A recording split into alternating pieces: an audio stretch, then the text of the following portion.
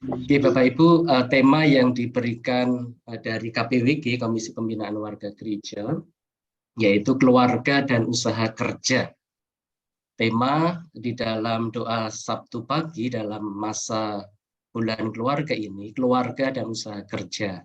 Bacaan atau teks Alkitab yang akan kita renungkan bersama dari 2 Tesalonika pasal 3 ayat 6 sampai 12.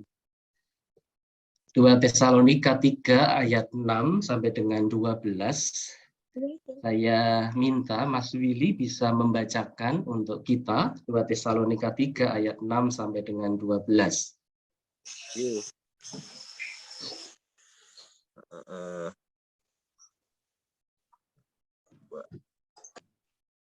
Iya. Sebentar. 2 Tesalonika 3 ayat 6 sampai 12. Oh, apa saya di layar aja ya bacanya? Iya, di layar saja bisa. Oh ya. 2 Tesalonika 3 ayat ke-6 sampai 12. Tetapi kami berpesan kepadamu, saudara-saudara, dalam nama Tuhan Yesus Kristus, supaya kamu menjauhkan diri dari setiap saudara yang tidak melakukan pekerjaannya dan yang tidak menurut ajaran yang telah kamu terima dari kami. Sebab kamu sendiri tahu bagaimana kamu harus mengikuti teladan kami, karena kami tidak lalai bekerja di antara kamu dan tidak makan roti orang dengan percuma. Tetapi kami berusaha dan berjerih payah siang malam supaya jangan menjadi beban bagi siapapun di antara kamu. Bukan karena kami tidak berhak untuk itu, melainkan karena kami mau menjadikan diri kami teladan bagi kamu, supaya kamu ikuti. Sebab juga waktu kami berada di antara kamu, kami memberi peringatan ini kepada kamu, jika seorang tidak mau bekerja, janganlah ia makan. Kami katakan ini karena kami dengar bahwa ada orang yang tidak tertib hidupnya dan tidak bekerja, melainkan sibuk dengan hal-hal yang tidak berguna. Orang-orang yang demikian kami peringati dan nasihati dalam Tuhan Yesus Kristus, supaya mereka tetap tenang melakukan pekerjaannya dan dengan demikian makan makanannya sendiri. Baik, terima kasih Mas Willy. Terpujilah nama Tuhan, berbahagia setiap kita yang membaca, mendengar, dan kita yang melakukan kebenaran firman Tuhan dalam hidup sehari-hari. Keluarga dan usaha kerja. Saya memulai dengan satu pertanyaan di awal, Bapak Ibu dan Saudara. Nah, pertanyaannya ini, ya, monggo kita berpendapat begitu ya. Mana yang bisa menjadi sumber persoalan dalam hidup berumah tangga atau dalam hidup berkeluarga atau dalam hidup pernikahan, perkawinan? Bekerja atau tidak bekerja? Mana yang bisa menjadi sumber persoalan? Bekerja atau tidak bekerja? Ada yang ingin berpendapat? Bu Anggoro sepertinya tadi sudah mau. Mana yang bisa menjadi sumber persoalan? Bekerja atau tidak bekerja? Sepertinya menurut saya tidak bekerja, Pak. Tidak bekerja, ya. Ya. Tidak bekerja itu bisa menjadi sumber. Kenapa, Bu? Pernah saya mendengar gini, orang itu memang uang tidak membuat orang itu bahagia, tetapi kalau tidak punya uang akan lebih tidak bahagia lagi, gitu Pak. Kalau tidak bekerja berarti kan tidak menghasilkan uang. Bekerja memang bekerja menghasilkan uang, tetapi tidak membuat bahagia kan Pak. Tetapi kalau tidak bekerja, tidak menghasilkan uang, lebih tidak bahagia lagi, maka akan menjadi orang itu menjadi sumber persoalan. Menurut saya begitu. Baik, Matur nuwun. Monggo, selain Bu Anggoro, sepertinya pada senyum-senyum ini. Bekerja atau tidak bekerja? Mana yang bisa membuat persoalan? Ini bukan lebih atau tidak lebih, tapi bisa membuat persoalan dalam hidup rumah tangga. Pak Hadi tadi juga sudah. Fitri, Bu Fitri. Kalau dari saya, tempo hari itu bekerja, Pak. Bekerja yang membuat persoalan, ya? Nggih. Pripun, kenapa alasannya? Karena dengan pressure yang tinggi di kantor, dengan posisi yang kemarin jadi saya di rumah tuh malah nggak suka cita. Begitu sampai rumah itu malah stres, uring-uringan, pagi mau berangkat itu juga udah saya harus nanti gimana ke tempat kerja. Jadi apa yang saya rasakan ini berimbas ke keluarga saya, Pak. Kemarin yang saya rasakan seperti itu. Akhirnya ya keputusan saya nggak salah ambil, akhirnya saya mundur dari tempat kerja. Ya seperti itu. Jadi mungkin dari saya seperti itu. Nggih. Ada pengalaman lain nggih, selain tadi Bu Anggora, ini pengalaman yang berbeda dari Bu Fitri, justru karena tekanan pekerjaan itu membuat persoalan dalam hidup keluarga begitu nggih, karena ada banyak tekanan, lalu akhirnya memutuskan untuk berhenti bekerja. Ada dua perspektif yang berbeda nggih, dan tidak apa-apa nggih, karena masing-masing punya pengalaman yang berbeda. Satu lagi nggih, Sinten yang ingin? Bu Eli juga sudah senyum-senyum, Mas Hadi tadi juga sudah senyum-senyum, monggo. Sama-sama babelan. Oke, Bu, Pak Kuku. Oh. Kalau berpendapat sedikit. Kalau menurut saya sih, baik bekerja maupun tidak bekerja bisa menimbulkan persoalan. Yang penting bagaimana kita bisa memanage emosi kita. Misalnya bekerja seperti tadi Bu Fitri gitu. Di kantor uring-uringan atau dipindah nih tiba-tiba ke luar kota, misalnya ke Sorong misalnya, terus keluarga nggak setuju gitu kan ya, nggak mau pindah atau gimana, itu juga jadi persoalan. Demikian pula kalau nggak bekerja, kalau misalnya kita tidak bekerja terus kita juga nggak punya aktivitas, nggak punya penghasilan, dua-duanya itu nggak bekerja juga repot, karena memang salah satu harus ada yang menjadi atau punya sumber pendapatan. Itu menurut kami sih dua-duanya bisa menimbulkan persoalan. Itu tergantung bagaimana kita memanagenya atau sudut pandangnya seperti apa. Matur nuwun Pak Pendeta. Matur nuwun Mas Hadi. Bu Eli badhe ngendikan terakhir nggih, Bu Eli? Enggak. Iya, matur nuwun Bapak Pendeta. Sebenarnya semuanya sudah mengakomodir apa yang ditanyakan oleh Bapak Pendeta Kuku. Namun karena pilihannya atau, ya, jadi harus dipilih salah satu. Menurut saya bekerja itu menimbulkan banyak masalah ya. Di samping tadi ada tekanan dari tempat pekerjaan, di sisi lain di dalam rumah tangga. Karena tidak banyak waktu untuk berkumpul dengan keluarga, gitu. Itu yang saya alami, apalagi dengan tugas-tugas ya, bisa kita itu seminggu itu tidak ada di rumah. Artinya perkembangan anak itu dan keluarga yaitu menjadi kita serahkan pada lingkungan. Itu akibatnya ya kami sekarang itu merasa berdosa, pengennya itu dekat dengan keluarga, pengennya bersama-sama dengan keluarga. Itu yang kami rasakan. Jadi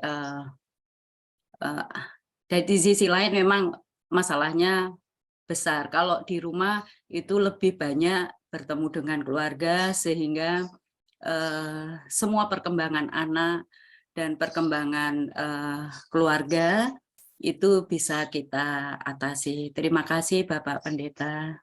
Nggih, matur nuwun Bu Eli. Nggih. Ini bukan mencari jawaban mana yang benar atau salah, tapi mengajak kita untuk secara jujur mengakui realita yang ada, bahwa baik bekerja ataupun tidak bekerja, keduanya bisa menjadi sumber problematika hidup berumah tangga. Keduanya bisa menjadi sumber problematika hidup berumah tangga atau berkeluarga. Nah, pagi ini kita diajak untuk jauh merenungkan. Saya mengacu pada teks yang diberikan kepada saya dari 2 Tesalonika 3 ayat 6 sampai dengan 12. Ketika kita membaca satu teks Alkitab, kita tentu ingin mendengar, mengetahui apa sih sebetulnya yang dimaksud dari teks ini. Nah, bacaan kita Bapak Ibu pagi hari ini sebetulnya secara keseluruhan ini bicara tentang hari Tuhan, atau dalam bahasa Yunaninya parousia. Jadi waktu itu Rasul Paulus menghadapi satu persoalan di jemaat Tesalonika. Persoalannya apa? Jemaat atau gereja di Tesalonika waktu itu bergumul dengan isu pengajaran tentang hari Tuhan.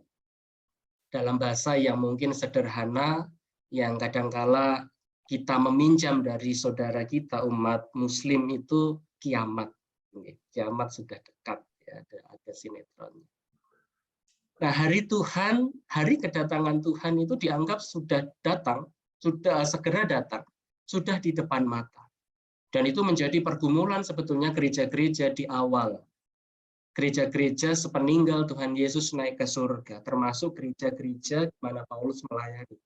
Dan di jemaat Tesalonika ini, suasana kebatinan, suasana untuk menanti kedatangan Tuhan itu sangat kuat.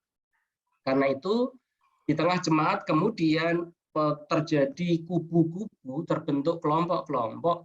Ada yang setuju tentang bahwa ini memang sudah masanya, sudah saatnya Tuhan akan datang. Karena itulah, yuk tinggalkan semua urusan duniawi, termasuk pekerjaan.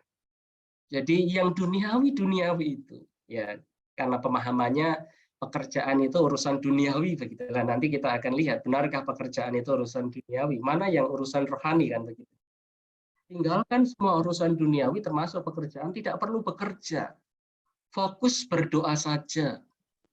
Dan mereka sibuk dengan urusan-urusan yang dianggap rohani, mereka menyiapkan diri secara spiritual untuk menanti kedatangan Tuhan karena mereka mempercayai hari Tuhan akan tiba. Banyak orang yang kemudian tidak mau bekerja dan sibuk mempercakapkan hari Tuhan, sibuk berdoa tanpa mau mengurusi hal-hal yang dianggap dunia.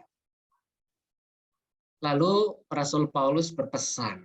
Kita tahu Rasul Paulus itu punya pekerjaan, selain Rasul Paulus juga pelayanan, ya sebagai seorang penginjil katakanlah, yang melayani jemaat-jemaat. Dia punya keahlian tukang tenda atau tukang membuat tenda gitu. Kalau kita coba baca teks, beberapa teks dalam karya pelayanan Paulus. Rasul Paulus menegaskan tidak ada yang tahu kapan hari Tuhan akan tiba. Tidak seorang pun tahu. Bahkan Paulus juga pernah mengatakan seperti pencuri di malam hari. Tidak ada yang tahu datangnya. Karena itu tetaplah bekerja dengan tenang. Jangan terombang-ambing oleh isu-isu yang ada di tengah jemaat. Lalu Paulus mencontohkan, aku pun bekerja siang dan malam. Aku pun bekerja sebagai tukang kemah, tukang tenda, membuat itu itu kemampuanku, itu kompetensiku, itu talentaku, dan aku perjuangkan itu terus. Aku bekerja dengan sungguh-sungguh. Jadi ini nasihatnya Rasul Paulus menghadapi situasi di tengah jemaat Tesalonika. Nah, Bapak Ibu, saya mencoba merefleksikan akhir-akhir ini kita mendengar, ya kalau kita mengikuti di televisi ataupun di sosial media, di Instagram, YouTube, Facebook, atau YouTube gitu ya. Dan ungkapan ini disampaikan Presiden Jokowi beberapa kali, lalu beliau mengatakan 2023 itu gelap. Dan kemudian ini jadi pembahasan yang menarik dan dibahas dengan berbagai macam sudut pandang gitu. Lalu bagaimana 2023 ini masa depan dunia? Tidak hanya soal ekonomi, tetapi soal-soal yang lain, karena ekonomi mempengaruhi persoalan-persoalan yang lain. Pendidikan, kesehatan, dan berbagai macam lainnya. Kenapa kemudian 2023 dianggap gelap gitu ya? Gambaran gelap itu sesuatu yang buruk. Nah, kita tahu juga apa yang terjadi dalam konteks dunia, BBM ya naik di Indonesia, naiknya ya tidak seberapa begitu, tapi di banyak tempat naiknya melejit begitu.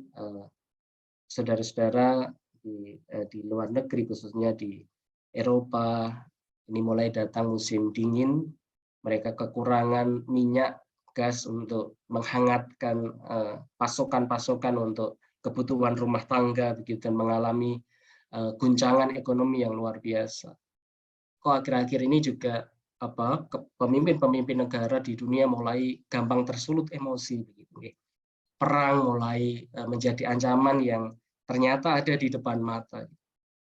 Nah, Indonesia juga mulai akan memasuki tahun-tahun mengarah pada pemilihan presiden dan wakil presiden begitu. Lalu ada kecemasan tentang politik identitas dan lain-lain. Ya, rasanya ini tidak hanya menjadi diskusi akademik begitu, tidak hanya menjadi diskusi orang-orang tertentu, tapi kalau kita mau jujur, yang akan merasakan dampaknya paling hebat adalah masyarakat di bawah, masyarakat awam gitu, seperti saya dan ibu bapak saudara. Terkena imbasnya begitu secara langsung di bawah. Nah, yang menjadi pertanyaannya kemudian, benarkah tidak ada masa depan bagi dunia? Tidak hanya di 2023, tetapi bagi dunia ke depan. Haruskah kita pesimis atau justru tetap optimis menghadapi situasi kondisi saat ini? Kita belajar pagi ini dari Rasul Paulus. Paling tidak Rasul Paulus mengajak kita untuk merenungkan 3 hal pesan atau makna dari teks ini. Jangan lalai bekerja. Jangan lalai bekerja. Berusaha dan berjeri juang dengan sungguh-sungguh. Terlepas dari berbagai persoalan dalam kehidupan pekerjaan, mungkin mengganggu kehidupan keluarga, tetapi Paulus menasihati dalam konteks saat itu, pergumulan saat itu, berusaha dan berjeri juang dengan sungguh-sungguh. Karena kita diberikan waktu dan kesempatan, bahkan kompetensi, talenta untuk dipakai untuk bekerja, berkarya. Tetaplah bekerja dengan tenang, apapun situasi dan kondisi. Terlepas dari kenyamanan atau tidak, tentu itu menjadi pilihan kita masing-masing, tentu itu menjadi strategi kita masing-masing bagaimana menyeimbangkan antara keluarga dan pekerjaan, membagi waktu, mengatur waktu bagaimana, dan seterusnya. 3 pesan Paulus ini yang kita renungkan pagi hari. Nah, saya mengajak kita Bapak Ibu untuk melihat tadi di awal, saya ingin mengajak kita untuk mana yang rohani dan mana yang tidak rohani. Gitu ya. Seringkali kan kita menyandingkan atau mempertandingkan pekerjaan yang rohani dan pekerjaan yang duniawi. Nah, menurut panjenengan, pekerjaan mana yang rohani dan pekerjaan mana yang duniawi? Kalau dari gambar ini. Dari gambar. Ngapunten, saya tidak bisa melihat ke monggo langsung mawon. Dari gambar ini pekerjaan mana yang panjenengan anggap rohani, mana yang dianggap duniawi? Semua. Dari gambar. Bu Kris, Pak Kris. Ya, kalau dari gambar ya memang itu yang sudah ada simbol-simbolnya ya. Ada pastor, ada pendeta, ada ustadz, ada biksu. Dari simbol-simbolnya itu menggambarkan bahwa itu rohani. Tapi kalau terus ada gambar yang ngajar ya. Kalau gambar-gambar yang lain itu menggambarkan pekerjaan duniawi. Tapi kalau dari percakapan yang tadi sudah dibahas, semuanya itu duniawi tapi juga mengarah ke rohani, atau rohani yang juga bisa ke duniawi. Oke, baik. Ada yang berpendapat berbeda, ngapunten. Kalau diminta milih ini mana yang duniawi, mana yang rohani? Pak Hendro, ini warga baru Alinda ya. Diberi kesempatan. Izin Pak Kuko, Pak.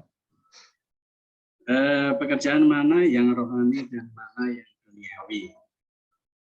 Kalau seperti yang Ibu tadi katakan bahwa pekerjaan-pekerjaan rohani yang ada di duniawi ya Pak. Nah, pekerjaan rohani yang dilakukan di duniawi ya beberapa tokoh-tokoh yang ada di gambar seperti pendeta, suster, dan ustadz atau uskup. Itu adalah pekerjaan rohani yang diutus untuk melakukan pekerjaan di duniawi. Nah, untuk pekerjaan duniawi, ya pekerjaan yang didasari atas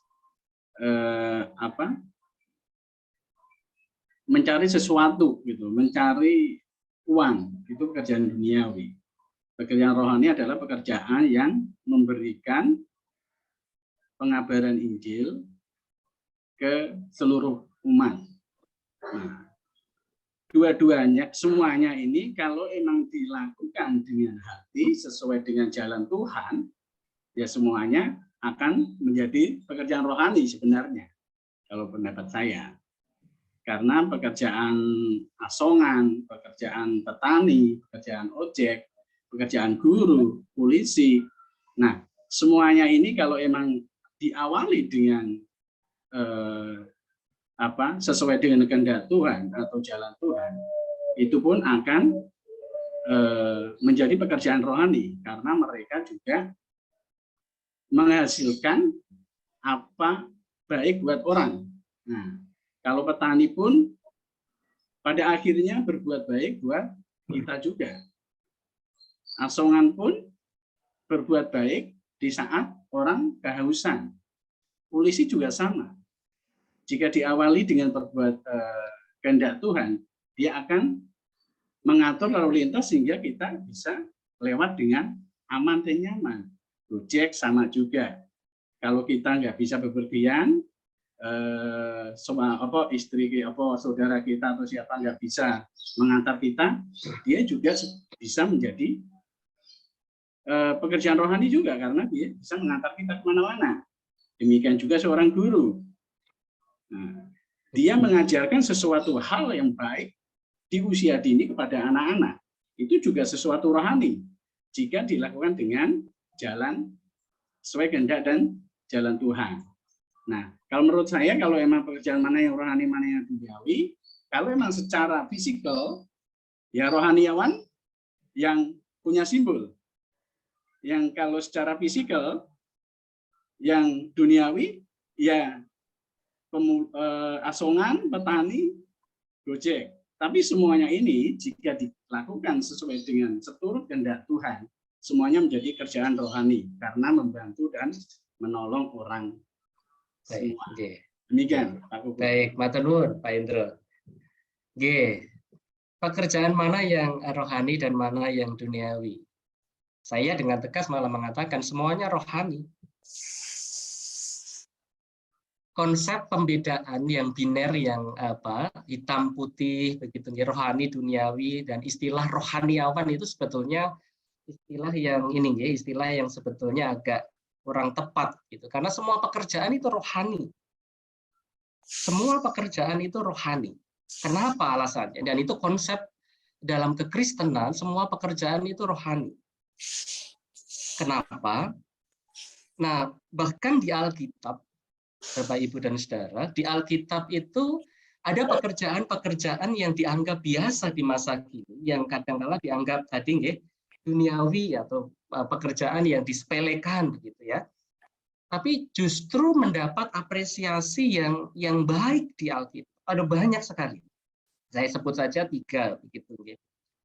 Kalau kita membaca kitab Kejadian itu, Allah itu digambarkan sebagai pengelola Taman Eden, dan beberapa penafsir Alkitab menyebut gambaran Allah adalah gambaran Allah tukang kebun atau tukang taman. Dia sang pengelola Taman Eden itu yang kemudian memberikan hak pengelolaan itu kepada Adam dan Hawa. Jadi gambaran Allah itu Allah yang memiliki kebun, ya, tukang kebun. Jadi dia mengelola kebun itu. Gambaran kitab Kejadian. Lalu juga di Mazmur 23 itu Allah digambarkan sebagai sang gembala. Pekerjaan gembala itu bahkan diapresiasi, dijadikan perumpamaan-perumpamaan, metafora-metafora dalam Alkitab. Yesus juga mengapresiasi murid-muridnya, bahkan memanggil murid-muridnya yang berlatar belakang sebagai nelayan, para penjala ikan di Lukas 5. Jadi saya mau mengatakan bahwa gambaran rohani dan duniawi, pemisahan-pemisahan seperti itu terkait dengan pekerjaan setepatnya tidak tepat dalam pengajaran atau dalam doktrin Kristiani, karena dalam Alkitab jelas dikatakan bahwa semuanya, karya apapun, pekerjaan apapun yang kita tekuni adalah pekerjaan yang benar-benar dari Tuhan. Nanti kita lihat bagian terakhir apa syaratnya, apa prasyaratnya. Ini pekerjaan adalah pekerjaan yang bersumber dari Tuhan, yang berasal dari ini.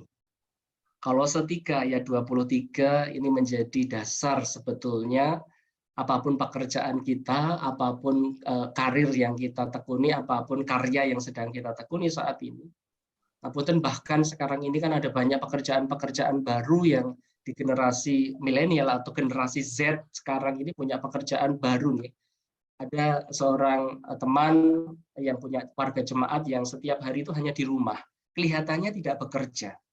Tapi ternyata penghasilannya itu luar biasa gitu, karena dia buat program ya, programming gitu ya, programming di rumah, membuat aplikasi-aplikasi, ya sukses benar. Tetangga kanan kiri itu heran Bapak Ibu, ini orang nggak pernah keluar, tapi tiba-tiba kok bisa beli rumah, beli mobil dan seterusnya. Tetangga lah kemudian ini gimana caranya, ini kok nggak kerja dan seterusnya gitu. Bahkan ngapunten ada beberapa waktu itu di Depok kalau tidak salah atau di kota mana gitu gitu. Lalu orang curiga ini jangan-jangan babi ngepet dan lain-lain begitu gitu. Nah, jadi karena itu pekerjaan sekarang ada banyak pekerjaan baru yang orang mungkin tidak mengerti ini sedang kerja apa, tetapi penghasilannya luar biasa. Kalau 3 ayat 23 menjadi dasar.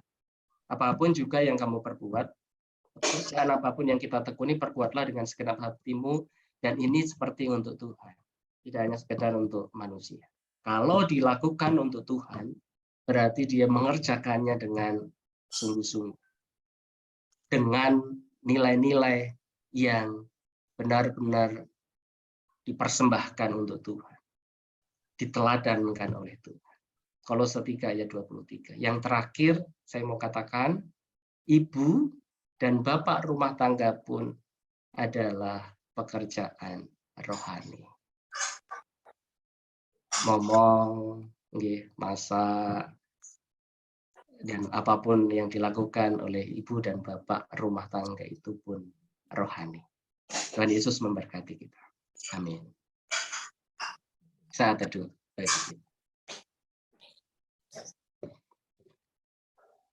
Mari bersama-sama kita bersehati di dalam doa, kita menaikkan doa.